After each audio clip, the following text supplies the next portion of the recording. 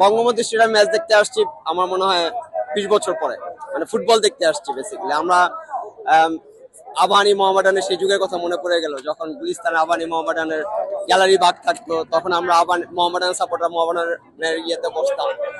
তো ওই সময়ের কথা মনে পড়ে গেল আজকে এখানে আসে, অনেক উন্মাদনা এই ম্যাচ নিয়ে।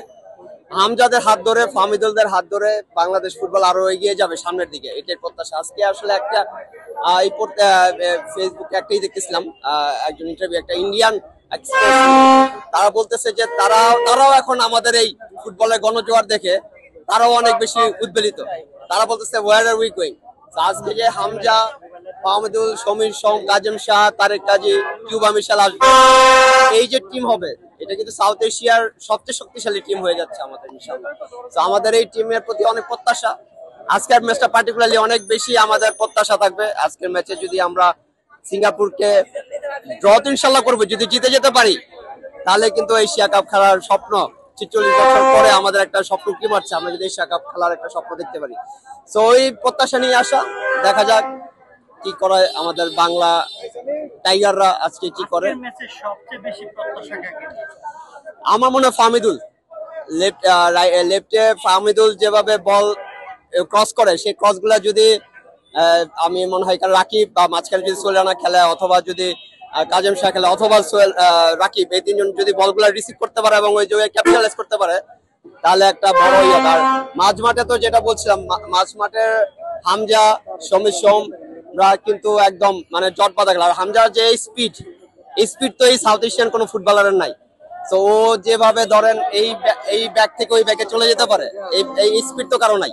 সো আই এম এক্সপেক্টিং যে হামজা ইজ দ্য অবভিয়াসলি, তার প্রতি চোখ থাকবে, কিন্তু আমার চোখ থাকবে ফাহমিদুলের প্রতি লেফটিং এ। কারণ আমি সিঙ্গাপুর দলের অ্যানালাইসিস করে দেখছি যে ওদের লেফট ব্যাক দুর্বল।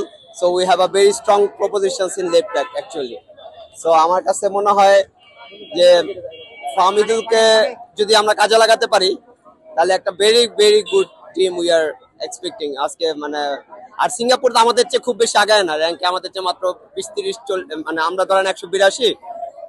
আমার ধারণা এই এএফসি কাপের পরেই আমাদের র্যাঙ্ক অনেক আগায় যাবে, কারণ আমাদের এই টিম যদি টানা 8-10টা ম্যাচ খেলতে পারে, তাহলে আমরা, আমার ধারণা, 100s এর মধ্যে চলে আসবো আমরা।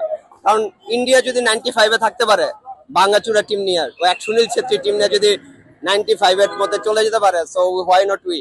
আমরা তো এক্সপেক্ট করতেছি যে we can be bring like 100s এর উপরে আমাদের চলে যাওয়া উচিত, র্যাঙ্ক চলে যাওয়া, এবং ইনশাল্লাহ এশিয়া কাপ খেলার সমান আছে যদি এই টিম খেলতে পারে।